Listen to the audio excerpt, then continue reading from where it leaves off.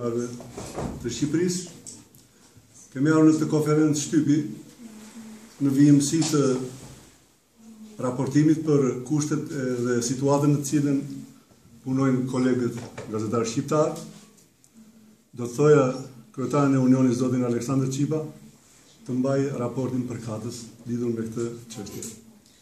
Në fakt ne nuk kemi një raport, por kemi një deklaratë e cila sjell disa të statistika dhe të dhëna për situatën në krizë që përjeton ekonomikisht dhe në pikpamjen sociale komuniteti gazetarëve dhe mediat shqiptare në përgjithësi.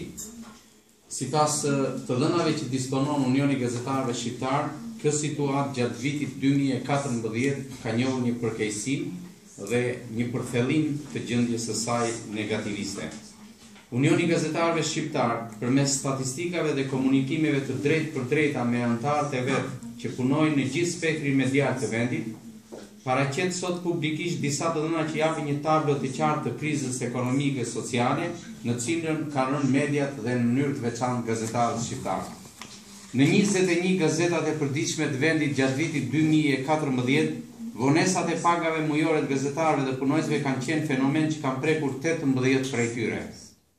Në 100 kanale televizive të vendit në 94 prej tyre, vonesat e pagave mujore për gazetarët kanë qenë të ripërsëritura kohë pas kohe, madje në 75% të tyre, ato kanë kaluar 1 deri në 4 muaj vonesa.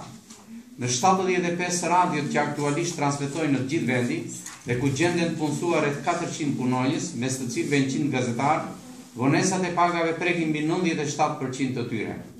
Gjatë vitit 2014 kanë humbur vendet e tyre të punës ose i kanë braktisur ato për shkak të punës së papaguar 176 gazetarë.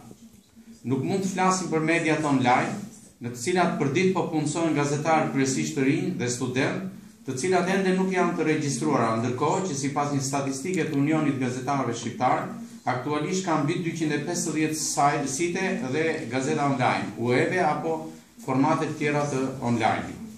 Nisur prej këtyre të dhënave dhe disa statistikave të tjera, referuar edhe faktit sikurse në të shkuarën edhe gjatë këtij viti nuk ka pasur dhe nuk ka asnjë raport zyrtar për gjendjen sociale dhe treguesit e marrëdhënieve të punës në media. Asnjë nga institucionet e vendit nuk e ofron një raport periodik për këtë gjendje dhe situatën. Unioni i Gazetarëve Shqiptar deklaron se gjendemi para një situate më të rënduar ekonomike dhe sociale se kur ndonjëherë. Treguesit e informalitetit janë thelluar. Në vetëm 9 media nënshkruhen disa kontrata formale me gazetarët kur punësojnë dhe ato janë të njëanshme, nuk janë kontrata të negociuar. Fatkeqësisht nuk ekziston asnjë strukturë sindikale në asnjë nga mediat e Shqipërisë dhe po kaq fatkeqësisht edhe në median publike kjo sindikat është inekzistente. Unioni i Gazetarëve Shqiptar deklaron se në këto kushte integriteti i gazetarëve dhe më së shumti i editorëve shqiptar ka rënë dhe keqpërdoret prej interesave dhe konjunkturave mes politikës, pronarëve dhe grupeve të interesit. Në këto kushte ne kërkojmë që kësaj situate t'i kundërpërgjigjemi si komunitet me reagim të menjëhershëm refuzues dhe ndryshues.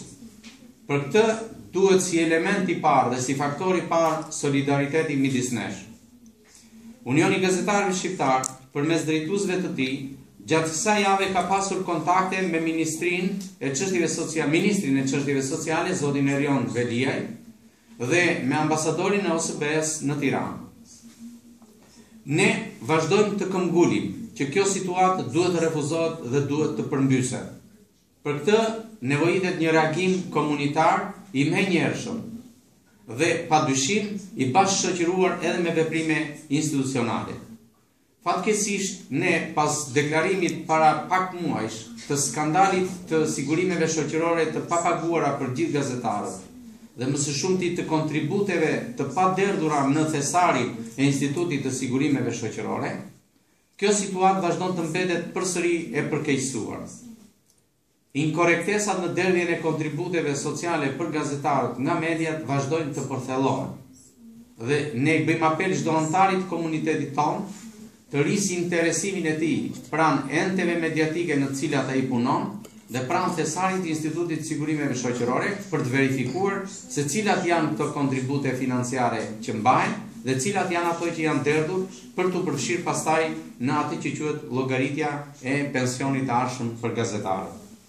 Organizata jonë shpreh njëkohësisht edhe indinjatën e vet për vonesat e pajustifikuara të politikës në rregullimin e medias publike në vend dhe enteve publike dhe atyre kombëtare rregullatore. Kjo media po mbahet peng prej më shumë se 2 vjet dhe ajo paraqitet në gjendjen më të papranueshme të funksionimit të saj dhe në mënyrën se si dhe mbi çfarë kritere i rekruton gazetarët në radio televizionin publik shqiptar, por sidomos në filialet lokale të këtij enti publik, ka një rikthim të papranueshëm të militantizmit dhe frymës partijake. Ka inkorrektesa të cilat lidhen edhe me nivelin e ulët deontologjik profesional të atyre që i administrojnë dhe i drejtojnë mediat publike lokale. Në këto kushte, Unioni i Gazetarëve Shqiptar, në periudhën e afërt deri në fund vit, do të ofrojë një raport më të hollësishëm dhe më të detajuar për gjitha këto problematika për të cilat u shpreh sot. Faleminderit. Nëse ka pyetje, jemi të hapur.